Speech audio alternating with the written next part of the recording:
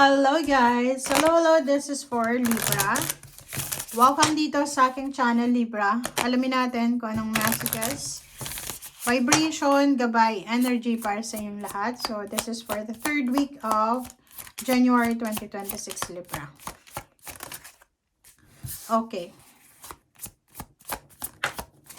Okay guys, so first two cards natin dito is number 20, prepare and decision. So Libra, prepare yourself. Okay, sa linggong ito, okay, so this is just a message na kailangan mong pakinggan.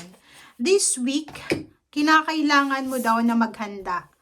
Kasi isang napaka-importante na desisyon ang kailangan mong gawin. Or kakailanganin mong gawin. So, there's a number 20 here. Ibig sabihin, balanse. So, kung ano man ito na pinag-iisipan mong gagawin, eto ay hindi lang magbibigay ng balanse sa'yo, Libra, since you're Libra, balance, justice, kundi eto ay magdadala ng balanse sa lahat ng mga tao na malapit sa'yo. Okay? So, like for example, you're in a relationship sa toxic na tao, or there's someone na nakapaligid sa'yo, attached sa'yo, collaborative kayo, pero napaka-toxic, napaka-evil ng ugali.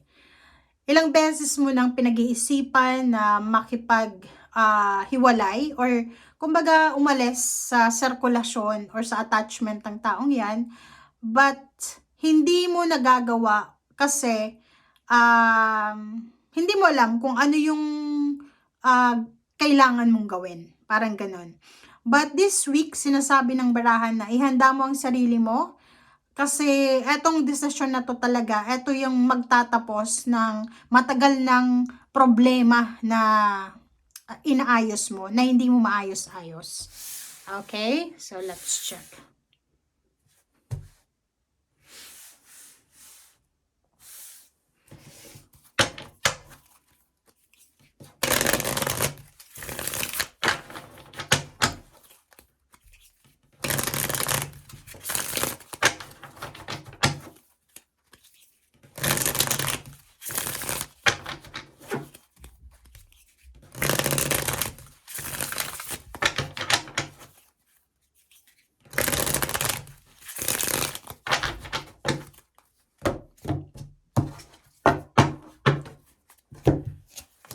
Okay, Queen of Wands, Six of Swords, Queen of Wands, Six of Swords. Yung dalawang barahang yan, sinasabi ng baraha sa'yo na there's a travel. Pwedeng isang desisyon ang gagawin mo. Like, halimbawa, may nag-offer sa'yo na lumipat ng bahay, lumipat ng trabaho, negosyo, or maybe mag-explore ka na posibleng gagawin mo kasi sawang-sawa ka na. Kung OFW ka, pwedeng lumipat ka ng company, ng employer, ng bansa, or ng tirahan, kung halimbawa na nagre-renta ka lang. Kasi gusto mo na ng freedom eh. Yung parang, halimbawa may nag-offer sa'yo ng trabaho sa ibang lugar, siguro tatanggapin mo na kasi gusto mo nang magpahinga ng isip mo. Kasi pwedeng ikaw, Libra, ang tagal nang nahihirapan ka sa mga kasama mo sa bahay, sa trabaho, or sa kung saan pa man. Okay.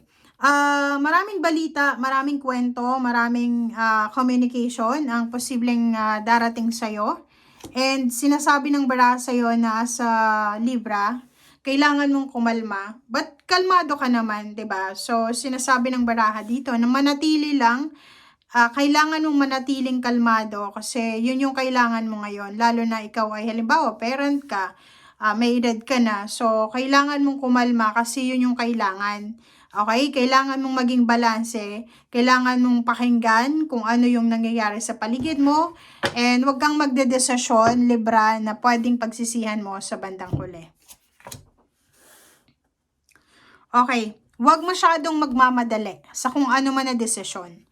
Wag masyadong ma-stress sa kung ano yung mga bagay-bagay na kailangan mong pagdesisyonan. Wag kang may stress kasi yung Ace of Swords dito ay medyo na-stress ka. May mga plano ka or maybe may mga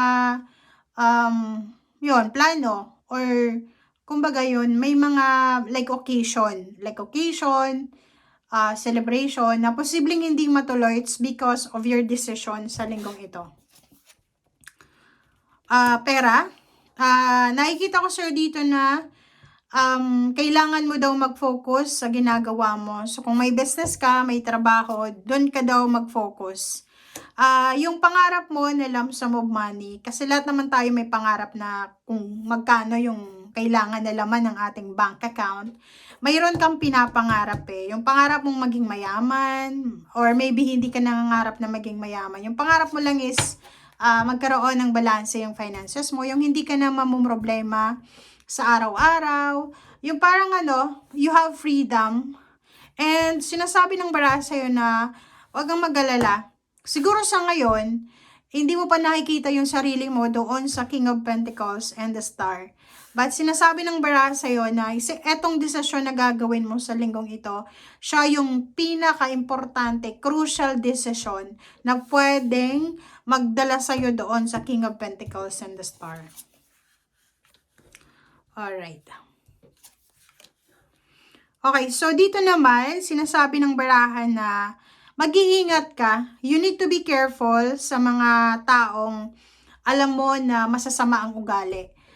Isa sa mga pwede mong ingatan is Virgo, Scorpio, and Capricorn. So, yung mga taong yan, mag-iingat ka kasi pwede kang traidorin. Nakakatakot yun eh. Kasi mayroon ditong 7 of Swords na yung taong yan ay hindi siya natatakot na gumawa ng, the Moon, hindi siya natatakot na gumawa ng masama. Kasi parang natural na lang yun sa kanya. So, you need to be careful sa pakikipag-deal about sa money, especially sa Capricorn guys ha. Yung Libra, alam nyo sa year 2025, 25, 26, 27, 28, sorry ha, pero yung Capricorn, siya yung magiging kaaway ng lahat ng zodiac signs. Kasi possible na yung Capricorn ay magdadala siya ng sobrang gulo sa loob ng pamilya, sa loob ng trabaho, sa negosyo, parang ganon. Siya yung parang magiging kaaway ng lahat. Okay, the Tower. Sabi ko na sa'yo eh. Mag-iingat ka talaga. You need to be careful sa pakikisama, pagkukwento, pakikihalubilo, lalo na sa Capricorn, sa kung kanino pa man, kasi pwedeng yan ay pagplanuhan kang ibagsak, pagplanuhan kang gawa ng masama. And the Hermit, sinasabi ng baraha, sa usaping pera, huwag kang masyadong magtitiwala sa literal earth signs, Virgo, Capricorn, and Taurus. Pero yung pinakamalala talaga dito is Capricorn. Mag-iingat ka dyan sa pakikipag-deal dyan kasi pwede kang traidorin, nakawan, scam, na ikaw ay gawin nilang ang tawag doon, panakip butas, ikaw yung uusigin ng batas. So mag-iingat ka. Thank you guys. Bye!